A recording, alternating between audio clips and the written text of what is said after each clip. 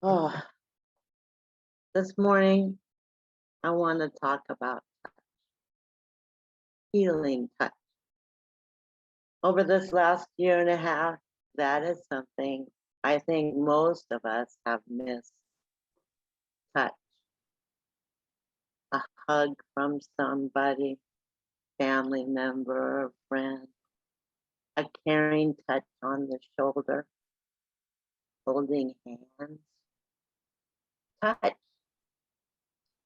And speaking for myself, I miss touch more than I ever thought possible. From the middle of March 2020 until the end of May the same year, I did not leave my home and I did not see anyone. I knew I was feeling sad, but actually I would have to say I was depressed. I was used to seeing my kids and grandkids that live here in town, and I would go to see my parents about once a week or so. I also worked two jobs, so I was intertwined with people. And now I was in my apartment alone, day in and day out. I did talk with family and friends on the phone and FaceTime and Zoom. And my grandson called me every weekday to read to me for 30 minutes on FaceTime. And that was, a good connecting time. But, it's just not the same as being with them.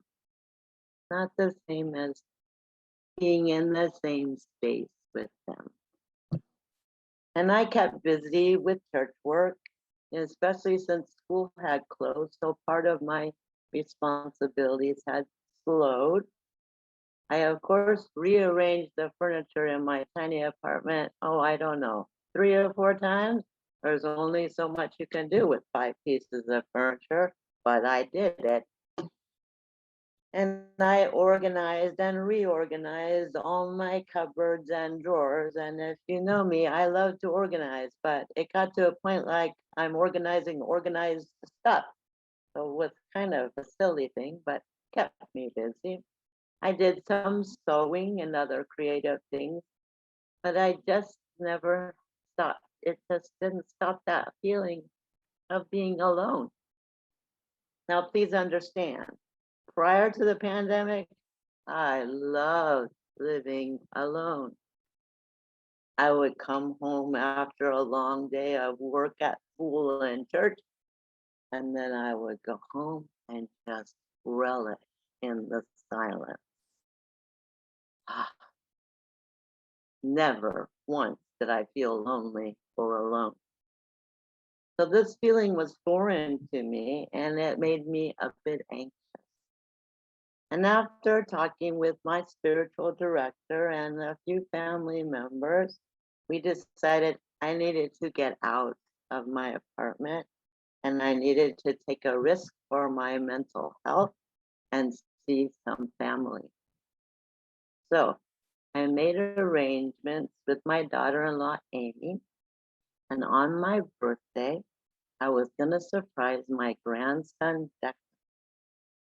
When it was time for him to read to me, I was going to be in their backyard, masked and across the picnic table from where he would read.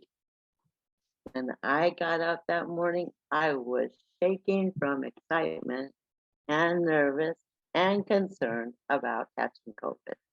But I didn't overthink it that morning. I didn't let those negative voices talk me out of this because I really needed this. I really needed to be with my Declan. And if you know me, some of you do, Declan and I have a very close relationship, so it would be a good thing. So I drove across town to my son's house, went sneaking into the side gate to the backyard, and was walking towards the picnic table where it was all planned and prepared for Declan to reach me. Now, he didn't know about this plan, but as soon as he saw me from the sliding glass door, He jammed through it as fast as he could and ran to me, Grammy, Grammy, and he hugged me, and he hugged me.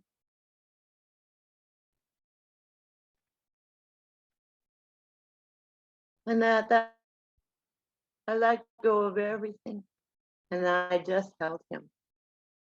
And the tears ran down my face, and his cheeks too.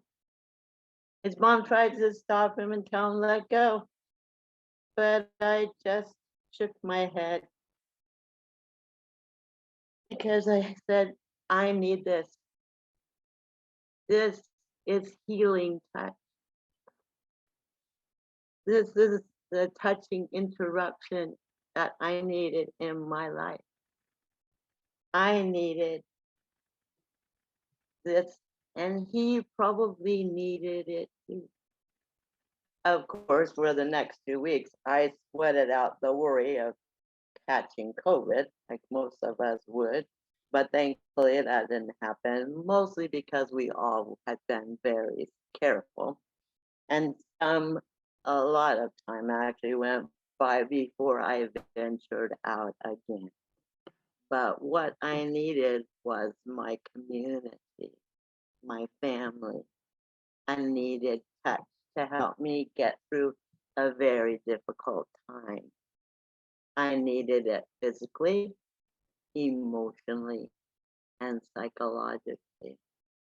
And I even today have to continue to ask for that help and for that touch. In today's scripture, we hear of two stories of healing touch. People through the ages have experienced reaching out for compassion, for help, for themselves or for others.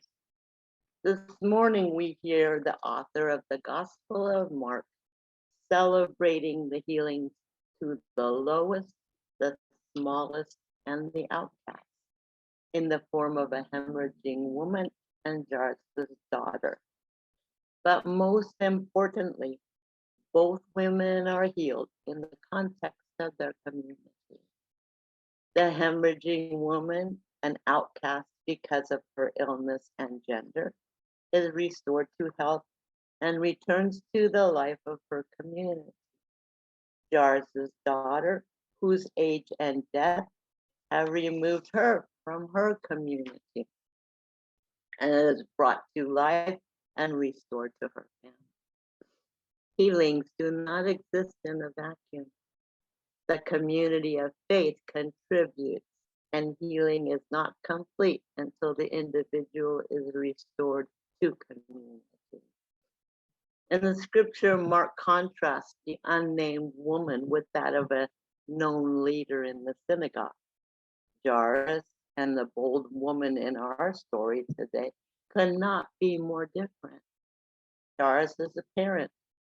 The unnamed woman's illness has likely prevented her from that role. Jairus is a man of privilege with name and title given. She's a nobody, an unwoman. He is a religious leader. He has been cast out by her religion. He is wealthy, and she has spent everything she's had on failed attempts at cures.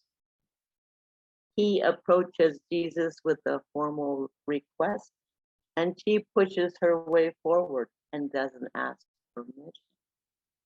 But Mark also highlights their common vulnerability, which leads them to seek Jesus' healing powers. Details of the story imply Jairus and the unnamed woman have run out of options. They're desperate. Mark notes that Jairus begged repeatedly, and the woman has expended her resources and found no relief in the 12 years of suffering. As a result, each takes risks. Jairus breaks rank with other religious leaders who view Jesus as a threat. The woman touches a man in public who is not family. Both Jairus and the woman fall at the feet of Jesus. Jairus does so to ask for help. The woman does so in fear and trembling. Their actions implicitly respect Jesus' identity and power. The woman knows Jesus' reputation as a healer and believes that touching his robe will bring healing.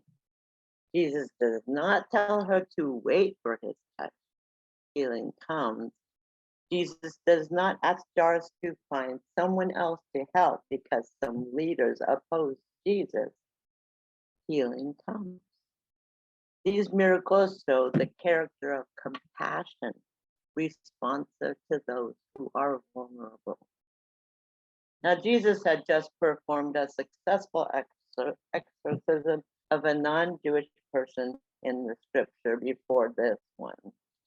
In this passage, he's returning to the Jewish side and finds a large crowd.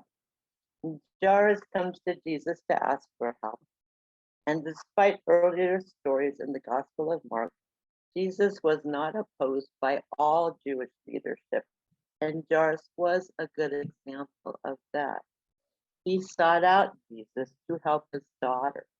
But as they were making their way to Jairus' house, the crowd became thicker and harder to manipulate through.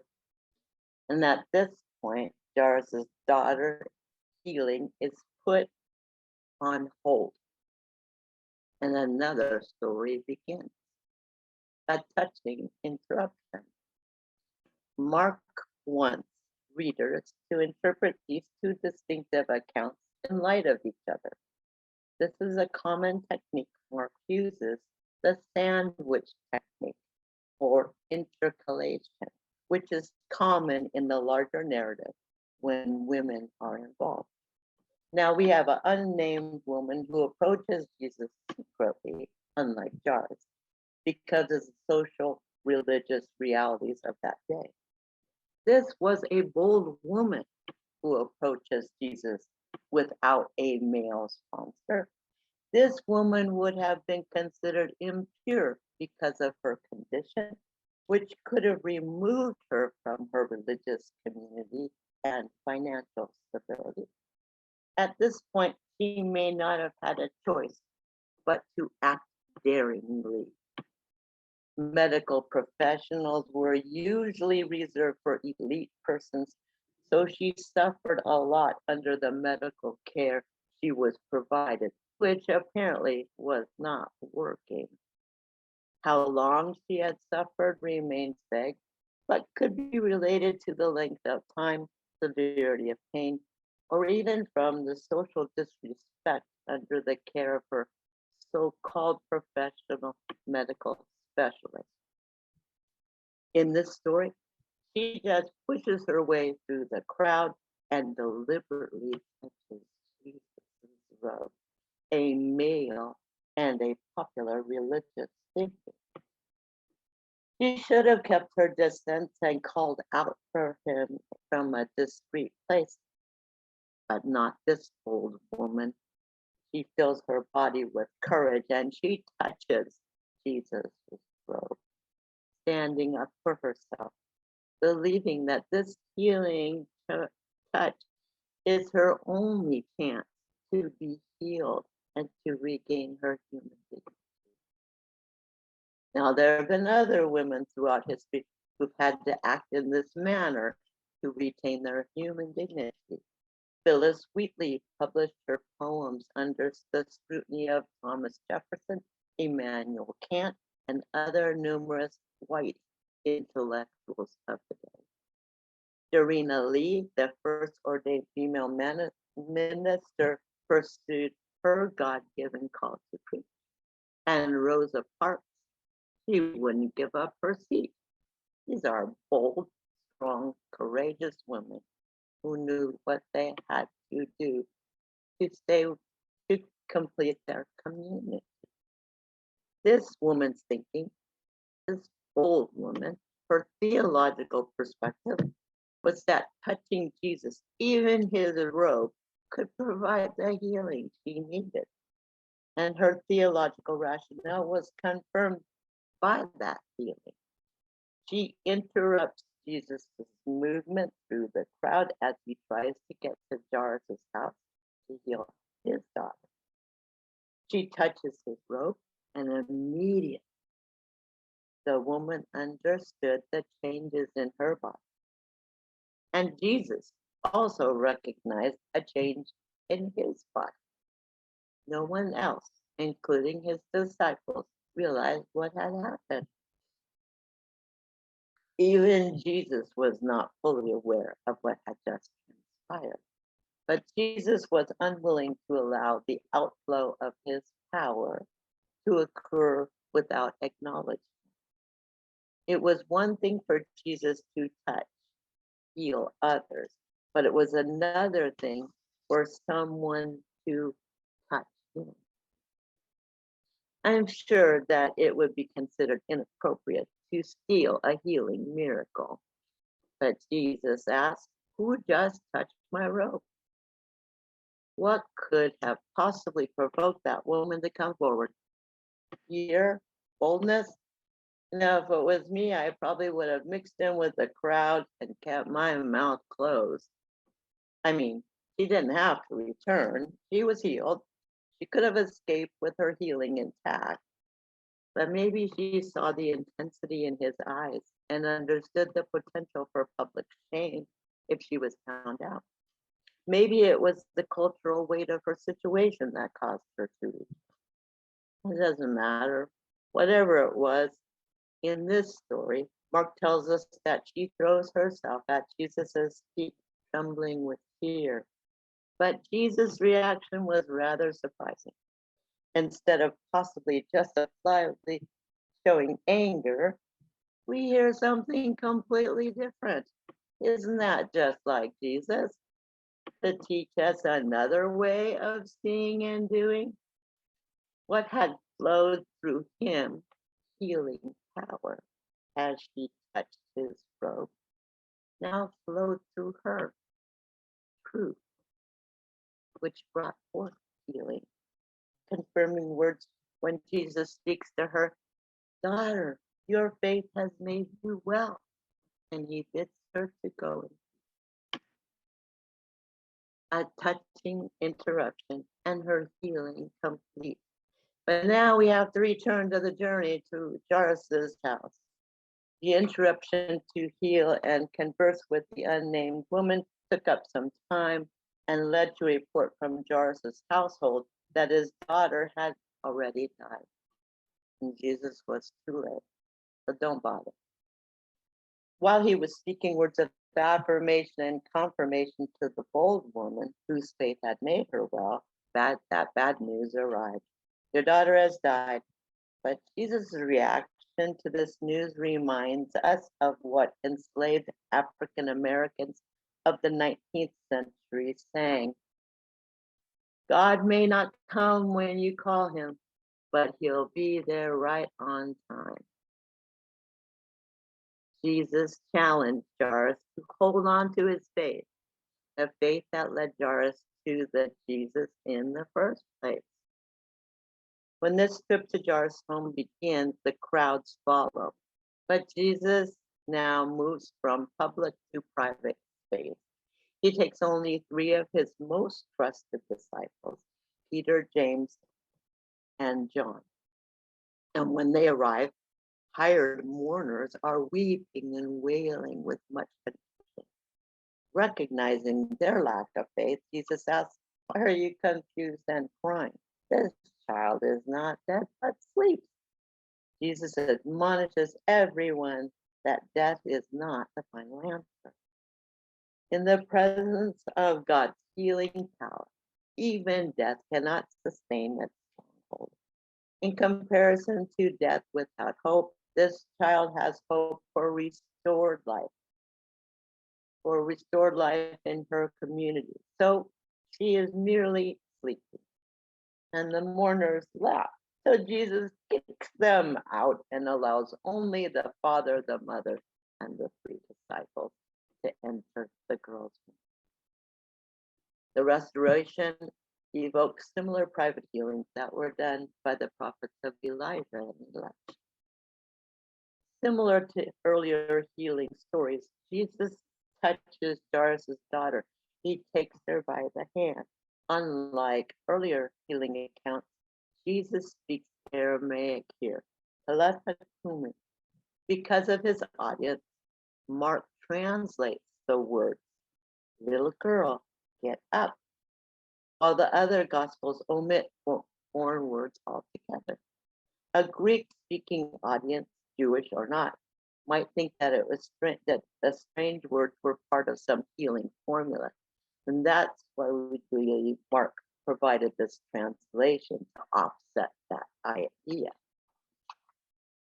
Mark uses immediately to show the instantaneous nature of God's healing power.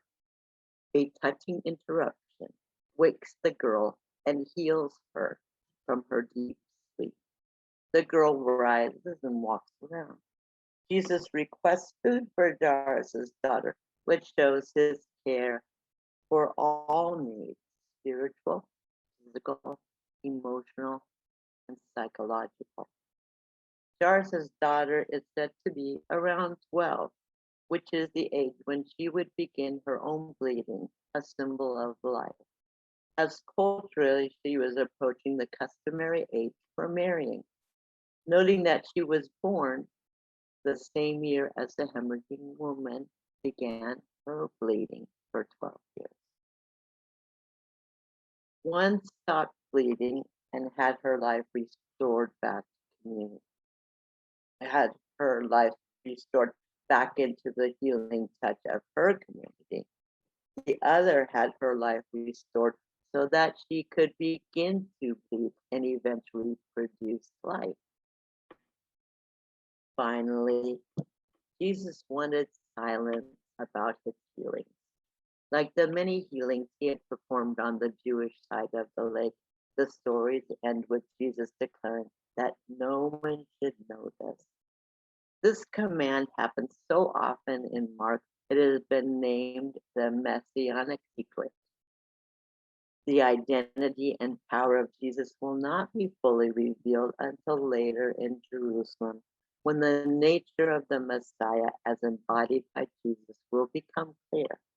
And at that time, Jesus will challenge the powers of temple and Rome, not as a warrior ruler, as some expected, but as a teacher, mentor of how to know and live by and live through God's love. Jesus welcomed all by making the circle wider. He understood the power of touch, whether he gave it or whether it came from him, through him, unknown. He knew the importance of healing people back into their community. Can we as a community alter the conditions of people's lives? Can our touch cause healing? Can our healing also cross boundaries where they are related to ethnicity, gender, race, sexual orientation, politics, or any other boundaries that divide our society, and instead advocate life-giving meaning and change? I believe so. That is where my faith is. Let me share a little something about what happens when we're deprived from the powerful healing of touch. Psychologists long speculated about how children utterly cut off from human relations might develop.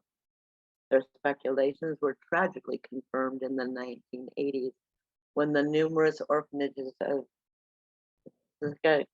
communist Romania, I'm sorry, ours are the worst letter for me to pronounce, so I will move on. It was in communist Romania. Were open to the world's eyes after his fall from power.